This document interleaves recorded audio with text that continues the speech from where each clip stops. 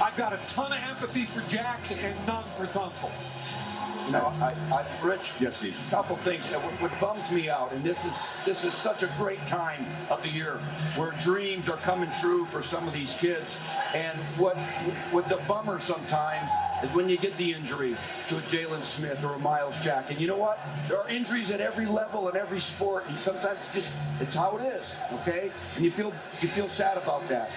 But what makes me mad are behavioral issues. When a kid drops in the draft and loses millions of dollars because of his behavior, it bums me out. I don't deal with it very well. I'm sorry. 2.5 minutes to go on the clock right now.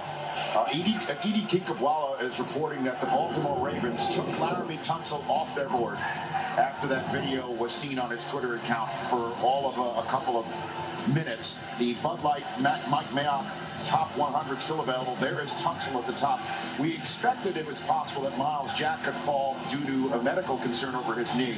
But Laremy Tunsil, in case you're just joining us, there was a video that appeared 10 minutes before the draft on his Twitter account of him smoking marijuana with a gas mask on, and it really was quite jarring to see. Ian Rappaport, it's now the 10th overall selection. I am assuming, knowing the Maras and the Giants organization, the Tishes, that Tunsil is not going to be acceptable for them right now. What are you hearing about Tunsil?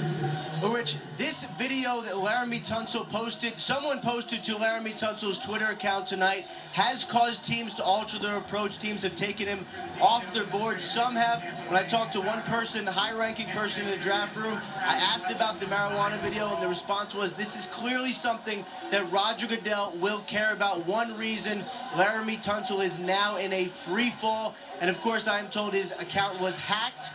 Now, another player we have talked about who is falling, Miles Jack from UCLA. We know he tore the meniscus off his bone in September.